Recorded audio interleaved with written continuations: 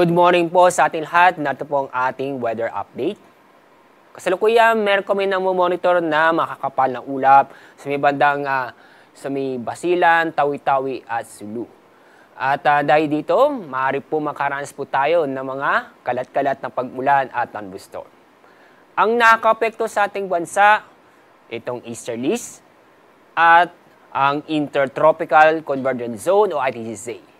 Itong ITCZ ay naapektuhan itong Southern Mindanao, samantala itong easterlies ay naapektuhan ang lalabing bahagi ng ating bansa.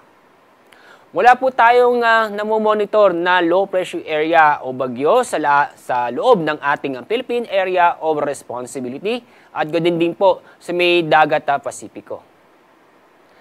Ngayong araw ay magpapatuloy pa rin na makakaranas ng maganda at maaliwas sa panahon sa Luzon. Asahan pa rin natin ang malinsangan na panahon, pero may tsansa pa rin po na mga isolated o mahinang o sandaling pag-ulan. Pataas pa rin ang temperatura sa Metro Manila na kung saan aabot pa rin ng 36 degrees Celsius. Sa Tuguegarao, bahagyang mas mataas naman ang temperatura kumpara sa Metro Manila na abot ng 37 degrees Celsius. Sa Lawag City at sa Legazpi City, ang forecast maximum temperature ay 33 degrees Celsius. Dako naman tayo sa Visayas at sa Mindanao. Dahil sa ITCZ, makakaranas po ng ngayong araw ng maulap na kalangitan na may mga kalat-kalat na pag-ulan at thunderstorm sa mga lalawigan ng Basilan, Tawi-Tawi at Sulu. Samantala, itong buong Visayas at itong lalabing bahagi ng Mindanao ay patuloy pa rin makakaranas ng maaliwas sa panahon. Inaasahan pa rin natin ang malinsangan na panahon. Ang forecast sa temperature o maximum temperature sa Calayan Islands at sa Puerto Princesa, kasama na rin po itong Davao City na kung saan aabot ng 34 degrees Celsius.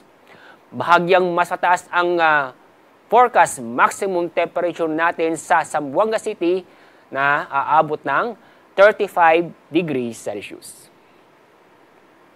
Sa ating 3-day weather outlook, inyo makikita sa ilang lugar po sa Luzon at ganoon din po sa Visayas, na kung saan ay magpapatuloy pa rin tayo na makakaranas ng maganda at maaliwas sa panahon. Asahan pa rin natin ang malinsangan na panahon. Maliban lang po sa mga isolated o yung sandaling pag-ulan. Sa Metro Manila, inaasahan pa na natin na aabot pa rin sa 36 degrees Celsius. Sa Baguio City, ang inaasahan po nating maximum temperature ay 27 degrees Celsius. Sa Legazpi City, nasa 33 degrees Celsius. Sa lugar po sa Visayas, sa Merto Cebu, Iloilo City at sa Tacloban City, ang inaasahan po natin na aabot ng pinakamataas na antas ng temperatura ay 33 degrees Celsius. Pasingin po sa Metro Davao, sa araw po ng Sabado, dahil po yan sa ITCZ, na kung saan ay inaasa po natin na magiging maulap ang kalangitan na may mga kalat-kalat na pag-ulan at thunderstorm. Maliban doon ay sa itong Cagayan de Oro City at ganun po sa Zamboanga City.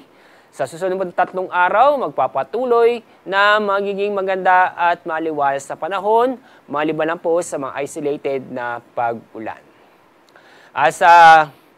Pag-usapan natin itong forecast maximum temperature, itong Zamboanga City na inaasahan po natin na abot ng 34 hanggang 35 degrees Celsius. Sa Metro Davao ay aabot ng 33 hanggang 34 degrees Celsius. Ang araw po sisikat mamaya po ang 5:37 ng umaga.